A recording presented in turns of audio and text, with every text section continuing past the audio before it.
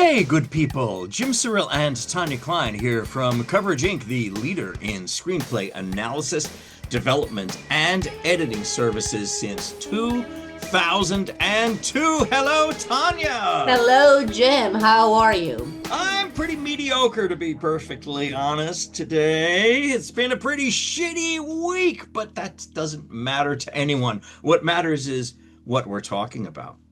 Well, today we are going to talk about the inciting incident. In our previous video, we were talking about the importance of the first 10 pages and your setup and meeting your protagonist. Now let's talk about the inciting incident. So, what is the inciting incident? Well, it is the monkey wrench that falls in front of our protagonist's feet.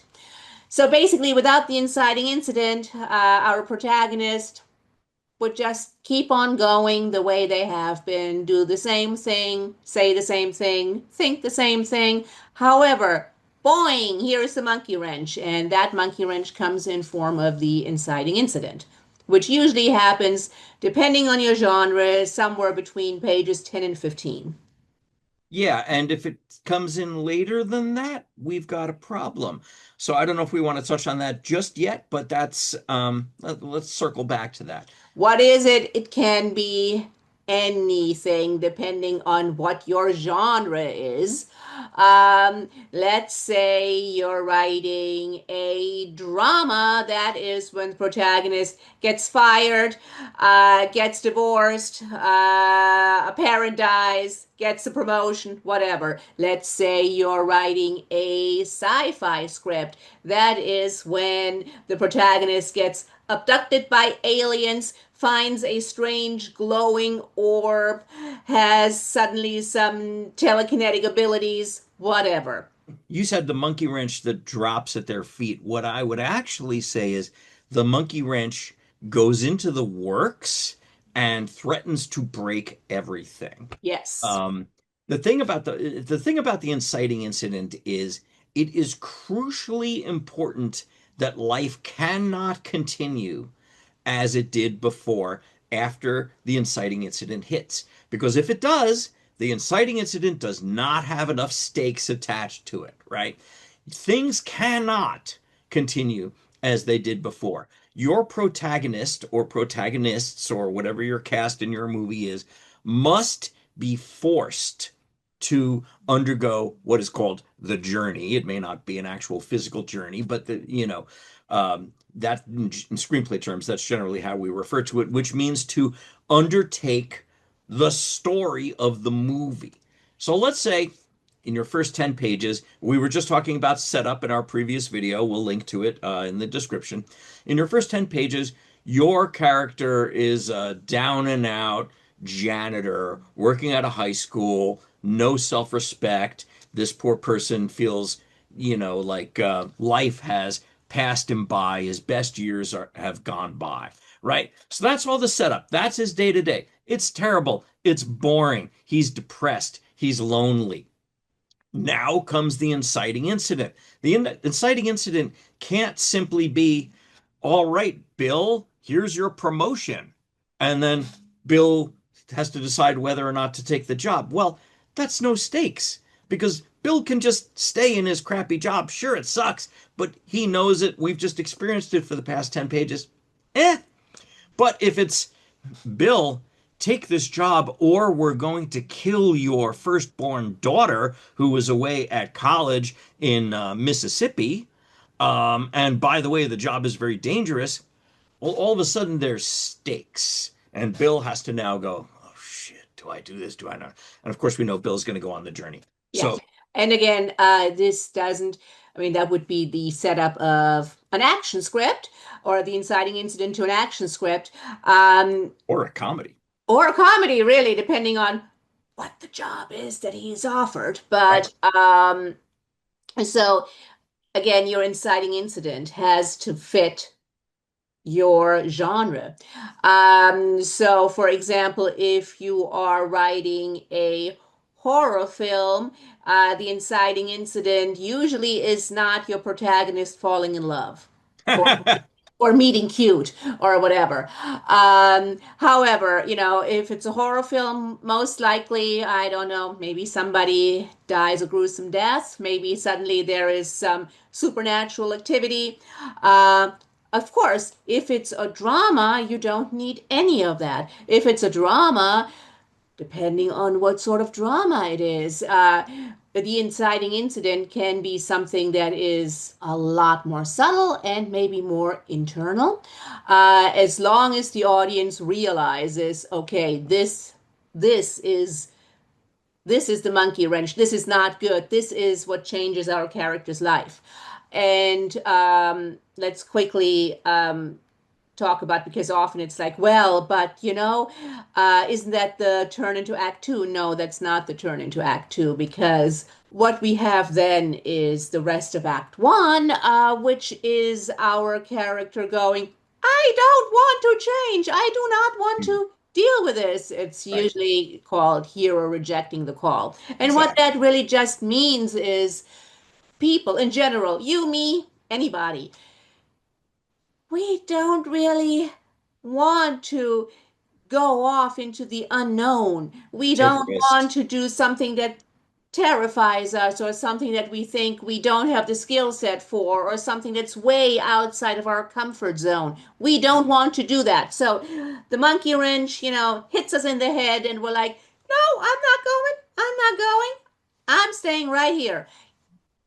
So that would be the rest of Act One. So Yeah. no, so don't mistake the inciting incident for the turn into Act Two. The Yeah, so inciting let incident me is just jump in there. So that's called the debate section of the script. Basically, after the inciting incident, leading up to Act Two, this is where the protagonist does everything that he or she possibly can to avoid going on the journey. And usually, mythologically speaking, it is a conversation with a mentor character who explains to them, yes, you have a choice. You could not go on the journey, but really you don't have a choice. You must undertake this because the stakes are too high. And that can be personal stakes, it can be global stakes, worldwide stakes, whatever it is. Sometimes it's monetary, like there's a prize if you win the music festival, $100,000. It will be life changing, stuff like that. exactly. And by the way, the mentor character does not have to be Obi-Wan Kenobi, because Right. he's just such a cliche mentor character. The mentor character doesn't even have to be a person. They Yeah. can talk with their cat, for all we know. It's called, Uh, and that's called wearing the mask of the mentor. Any character in a script can wear the mask of the mentor.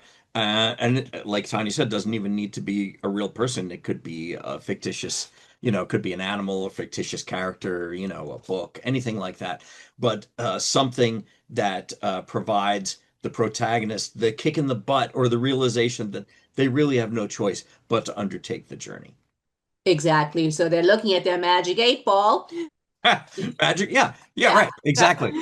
Um, but again, the important thing is that your inciting incident, which is after all the topic of this video, since we gotten a little bit left field here, but so the important thing about the inciting incident is it has to fit your genre. It has to actually affect the protagonist. And that also depends on who your protagonist is, how you set up this person and what world they live in, how you've set all of this up in the beginning. So again, your inciting incident has to affect this protagonist, in particular, this protagonist in a certain way. And so that depends on what is it that they need to learn? What is, their skill set? Exactly. Now let's talk. Let's circle back to what we said at the beginning, which is when the inciting incident hits. So there are two problems that we generally see that are inciting incident related with the scripts that come in to Coverage Inc. for analysis. Number one, not enough stakes associated with the inciting incident. It's just at any given time during the course of the story, the character could simply say, you know what? I don't really feel like this anymore. Get in the car and drive home. Eh. Low stakes means lack of audience investment in the character and the story. We don't care if the character can just at any given time just leave or say, "No, I'm good." It's not enough for a movie. Movies must have high stakes. And again, that doesn't mean the end of the world. It could be just high personal stakes, okay? But that's one of the things. The other thing is when the inciting incident hits. And this is something that a lot of people struggle with because a lot of great movies from the 70s, the inciting incident didn't hit until, I don't know, half hour, Oh, 37 minutes into the movie. yeah. Not so much anymore. You have 15 pages, okay? We've been told this many times by many reps in the business. If they get to page 15 and your inciting hasn't hit yet, they stop reading. And by the way, no matter how good the writing is, Yeah, because again, if they didn't think the writing was good, they would not actually make it to page 15. right. But yeah, so no matter how good your wordsmithery is, if your inciting incident has not hit by page 15, they're gonna go, nope. Yeah. So what we generally advise is shoot for page 10. You might not hit page 10, you might hit page 12 or 13, but that's good. You're still good. Anywhere between page 10 and 15, as long as your first 10, which could be first 12 or first 14, as long as that's tight and doesn't have a lot of bloat or baggage to it or stuff that we see could easily just get the axe, right? As long as that keeps people hooked, they'll give you until page 15, sometimes maybe even page 16. But I'm telling you, page 17 comes and that inciting incident hasn't hit. As someone who reads screenplays, what's our reaction, Tanya? Yeah. Do we want to keep going? No. We're because the inciting incident tells us what the movie is, right? We don't know what the story of the movie is. I mean, unless you just put your that's another problem. People who put their inciting incident on page one or page three, and there's no setup at all. That's another problem. Okay. We need that character setup. Otherwise, we don't know who the movie is about. But the inciting incident tells us what is the story of the movie. So and so needs to accomplish X. And if you do not accomplish X, usually within a certain proscribed period of time, consequences. Something very bad will happen. That's the story of the movie. That's the engine that drives the movie. And if page 20 comes and that hasn't hit yet, I mean, we read a script just last week. The inciting incident hit on page 51. 51, which means the whole movie was told between page 51 and I think it was 110 pages, 115, something like that. The back half of the movie was the movie. The whole first half, setup. Oh my God. No, no, no. 10 pages of setup, not 50, 10. Having said that, Thanks for watching, everybody. So now you know when it comes to inciting incident, bring it high stakes, please.